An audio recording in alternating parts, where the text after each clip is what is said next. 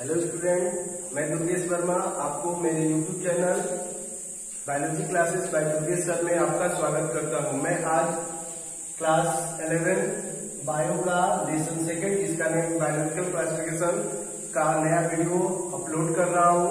मैं आशा करता हूं कि अभी तक जितने भी टॉपिक मैंने पढ़ाया है वो आपको क्लियरली समझ में आ रहे होंगे। इसी आशा के साथ मैं नेक्स्ट टॉपिक आज डिस्कस करूंगा, जिस टॉपिक का नेम है बैक्टीरिया। ओके, तो मैं एक रिक्वेस्ट कर रहा हूं कि अभी तक जितने भी वीडियो मैंने बनाए हैं वो आपको उसके टॉपिक समझ में आ रहे होंगे। इसी आशा के साथ मैं ये भी आपसे रिक्वेस्ट कर रहा हूं कि आप मेरे वीडियो को लाइक, शेयर और सब्सक्राइब जरूर करें। ओके, तो टॉपिक है बैक्टीरिया। बैक्टीरिया के बारे में बता दें, it is a micro organism. Bacteria जो होते हैं एक टाइप के माइक्रो ऑर्गेनिज्म होते हैं एंड इट फाउंड एवरीवेयर, और ये हर जगह पाए जाते हैं। On the basis of shape bacteria divided into 4 parts, और शेप के बेसिस पर बैक्टीरिया को 4 पार्ट्स में डिवाइड किया गया है। फर्स्ट पार्ट जो होता है वो होता है कॉकस, सेकेंड पार्ट जो होता है वो होता है बैसिलस, थर्ड पार्ट जो होता है वो होता है comma shape and the last part is spiral. Caucus में इंक्लूड किया गया है उन बैक्टीरिया को जिनका शेप राउंडेड होता है। बैसिलस में इंक्लूड किया गया है उन बैक्टीरिया को जिनका शेप रॉड शेप होता है। कॉमा शेप में उन बैक्टीरिया को इंक्लूड किया गया है जिनका शेप कॉमा शेप होता है, और स्पाइरल में उन बैक्टीरिया को इंक्लूड किया गया है जिसका शेप आपका हेलिकल होता है। तो डायग्राम से अगर हम बात करें तो कॉकस में आपके बैक्टीरिया का शेप हो जाएगा राउंडेड। बैसिलस में आपके बैक्टीरिया का शेप हो जाएगा बेटा रॉड शेप हो जाएगा आपका। इसके बाद आपके कॉमा में, आप जानते ही हो, कॉमा में हो जाएगा आपका कॉमा शेप, और इसके साथ स्पाइरल में आपका हो जाएगा हेलिकल, आपका हेलिकल हो जाएगा। ओके, तो ये होता है आपके बैक्टीरिया के शेप का डायग्राम। कॉकस में राउंडेड शेप देख रहे होंगे आप लोग, बैसिलस में आपके रॉड शेप, कॉमा में आपका कॉमा शेप एंड स्पाइरल में आपको जो दिख रहा होगा वो है आपका हेलिकल। अब बैक्टीरिया को फिर डिवाइड किया गया है on the basis of nutrition. तो नेक्स्ट टॉपिक जो होगा हो जाएगा on the basis of nutrition. Nutrition के बेसिस पे बैक्टीरिया का डिवाइड करना। On the basis of nutrition बताएंगे bacteria divided into 2 parts. Bacteria divided into 2 parts. The first part is autotrophic, and second is heterotrophic. Autotrophic included 2 parts: photosynthetic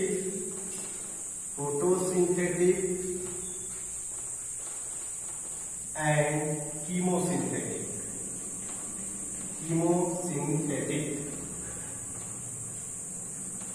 ठीक, चलते हैं हम लोग। फर्स्टली मैं बता दूं, न्यूट्रिशन के बेसिस बैक्टीरिया को 2 पार्ट्स में डिवाइड किया गया है, ऑटोट्रॉपिक एंड हेटरोट्रॉपिक। ऑटोट्रॉपिक में आपके फोटोसिंथेटिक एंड कीमोसिंथेटिक आते हैं। ऑटोट्रॉपिक के बारे में आप जानते हैं, क्लास 10th में आपने पढ़ा भी है। Autotrophic all those organisms which make their own food themselves. Heterotrophic all those organisms which do not make their own food themselves. For food it depend on other. तो चलते हैं इसके बारे में और डिटेल हम लोग डिस्कस करेंगे। तो फर्स्ट होगा हम लोग का ऑटोट्रॉपिक, और ऑटोट्रॉपिक में हम लोग फर्स्ट डिस्कस करेंगे फोटोसिंथेटिक के बारे में। ओके, चलिए हम लोग फोटोसिंथेटिक के बारे में डिस्कस करें।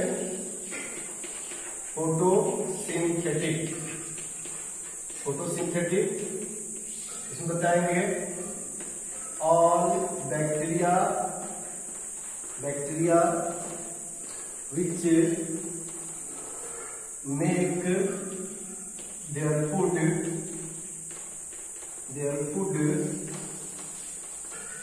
by photosynthesis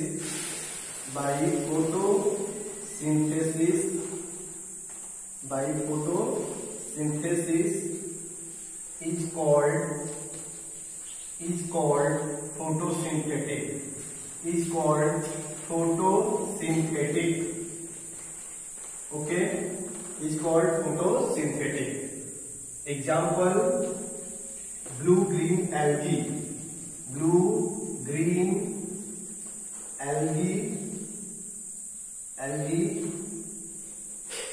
नेम सुने ही होंगे आप लोग, ब्लू ग्रीन एल्गी, जिसे हम लोग साइनोबैक्टीरिया के नेम से जानते हैं, साइनोबैक्टीरिया। और इसमें आपके इंक्लूडेड किए गए हैं नॉस्टॉक एनाबिना, इनको इंक्लूड किया गया है। और ये क्या करते हैं, ये अपना फूड सेल्फ सिंथेसिस करते हैं। और इनके पास और भी एक पार्ट होता है जिसका नेम होता है हेट्रोसिस्ट, जो नाइट्रोजन फिक्सेशन में हेल्प करता है। ओके, तो ये हो गए फोटोसिंथेटिक। इसके बाद आ जाएंगे आपके कीमोसिंथेटिक। में आप बताओगे chemosynthetic,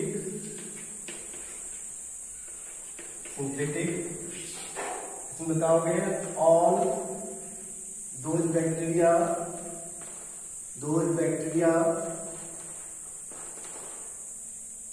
which make their food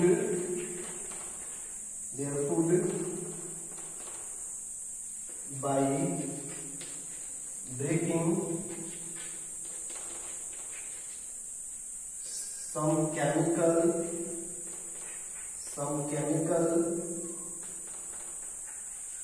compound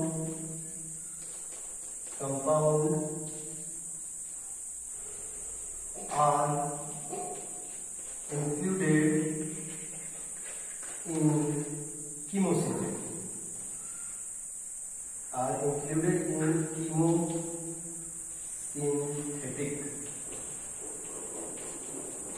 जो बैक्टीरिया केमिकल को ब्रेक करके, कुछ केमिकल कंपाउंड को ब्रेक करके अपने फूड को ऑपरेट करते हैं, वो किसमें इंक्लूड किए जाते हैं, कीमोसिंथेटिक में। और केमिकल को ब्रेक करने को हम बोलते हैं कीमोसिंथेसिस। तो इस तरीके से कुछ बैक्टीरिया है जो अपना फूड सेल्फ सिंथेसिस करते हैं।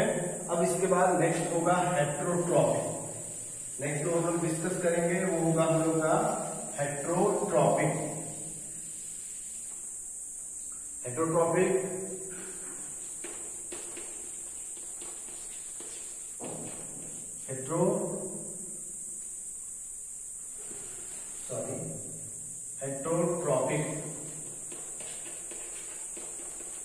इसमें बताएंगे it included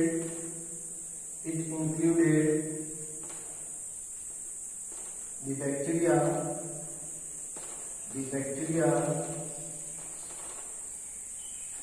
which depend on other for food. Okay, उनको हम लोग हेट्रोट्रॉपिक बैक्टीरिया में इंक्लूड करते हैं। इसमें आपके एग्जांपल में आ जाएगा cholera bacteria, typhoid bacteria, typhoid, ये सब जो बैक्टीरिया होते हैं सभी किसमें इंक्लूड किए जाते हैं, हेट्रोट्रॉपिक। ये डिपेंड होते हैं अदर पे, इसके लिए फूड के लिए डिपेंड होते हैं। ओके, तो इस तरीके से ये टॉपिक आपको क्लियर हो गया होगा। अब इसके बाद मैं नेक्स्ट टॉपिक डिस्कस करने जा रहा हूँ, जिसका नेम होगा बैक्टीरिया के parts on the basis of their primitive and their developed form. Okay, तो मैं आपको बस बता दूं इसके बारे में। इसके बाद यहीं पर मैं अपने वीडियो लेक्चर को एंड करूंगा। तो मैं आपको बता दूं bacteria also divided, bacteria is also divided into two parts,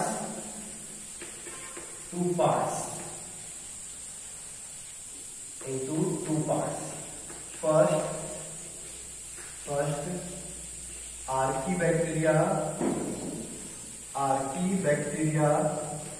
and second is eubacteria. Archaebacteria included ancient and eubacteria is well developed or true bacteria.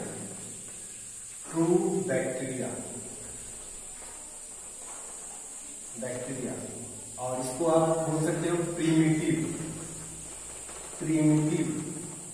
Okay, तो फर्स्ट हो गया आपका आर्किबैक्टीरिया, सेकंड हो गया यूबैक्टीरिया जो होंगे वेल डेवलप और true bacteria. तो इसी के साथ मैं अपने वीडियो लेक्चर को अब यहीं पे एंड करूंगा, लेकिन थोड़ा सा मैं आर्किबैक्टीरिया के पार्ट्स में आपको बता दूं, इसके भी पार्ट्स के बाद में एंड कर दे रहा हूं।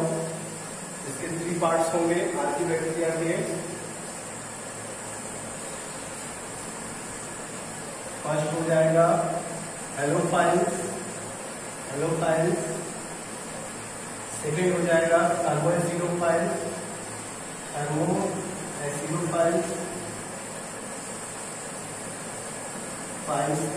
थर्ड हो जाएगा मिथेनोजेन। इसके 3 पार्ट्स हो गए, halophiles, थर्मोएसिडोफाइल्स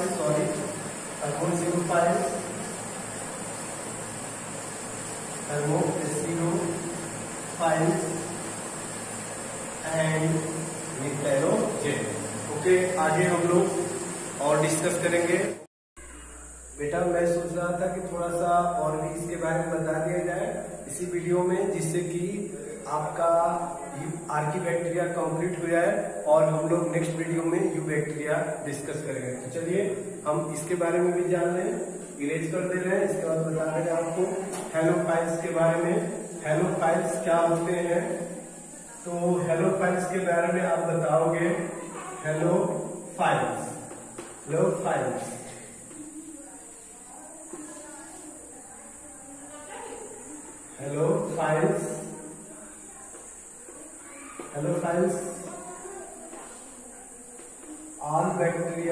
all those bacteria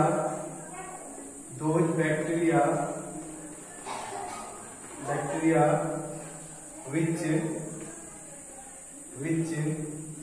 live in salty area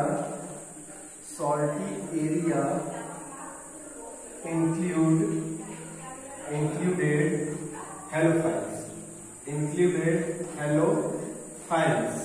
okay, इसके बाद सेकंड होगा बेटा आपका थर्मोएसिडोफाइल्स और थर्मोएसिडोफाइल्स में आप बताओगे all those bacteria which live in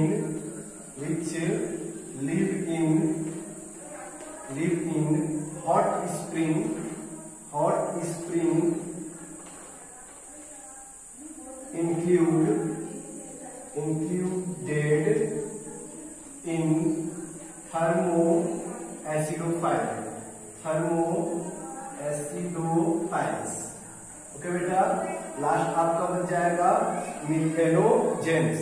तो लास्ट हम लोग मिथेनोजेंस के बारे में भी जान लें। ये मिथेनोजेंस क्या होते हैं? तो हेलोफाइल्स में आपको मैंने बता दिया all those bacteria which live in salty area included in halophiles. Okay, इसके बाद थर्मोएसिडोफाइल्स में आपके हो जाएंगे all those bacteria which live in hot spring included in thermoacidophile, and the last is methanogens. And the methanogens bacteria, according to name, it work in synthesis of methane. ये methane का formation में help करते हैं methanogens. तो methanogens में आप बताओगे those bacteria which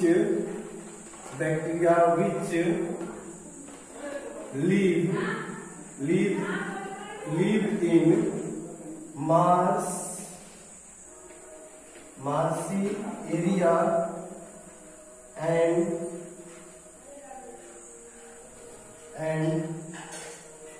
ruminant animal and helpful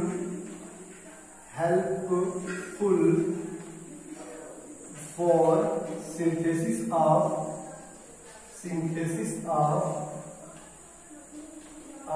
methane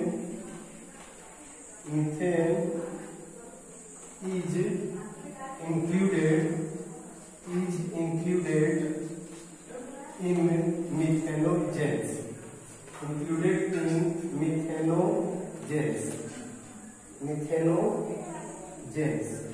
okay, आप देख सकते हो नेम से क्लियर है। मिथेनोजेन मिथेनो मीन्स मीथेन। मिथेनो मीन्स आप बता सकते हो बेटा, यहीं से भी बता सकते हो। Methano means methane and genesis means formation. तो मीथेन का फॉर्मेशन के लिए जो बैक्टीरिया रिस्पॉन्सिबल होते हैं दैट इंक्लूडेड इन मिथेनोजेंस। इसके बाद लास्ट हम लोग का एक बैक्टीरिया और भी मैं आपको बता दूं, जिसके बाद क्लियर हो जाएगा। मिथेनोजेन मार्सी और रूमिनेंट एनिमल के बॉडी में पाए जाते हैं और ये मीथेन गैस का फॉर्मेशन करते हैं या उसमें हेल्पफुल होते हैं। अब इसके बाद लास्ट बैक्टीरिया हो जाएगा आपका माइकोप्लाज्मा। लास्ट बैक्टीरिया जो होगा आपका माइकोप्लाज्मा। तो माइकोप्लाज्मा के बारे में बताओगे। These bacteria cell lack cell wall.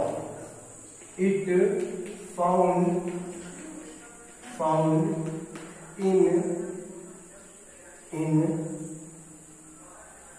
in plant and animal body and cause diseases। इसमें आप ढूंढ लोगे when it found in plant and animal body cause diseases और called disease।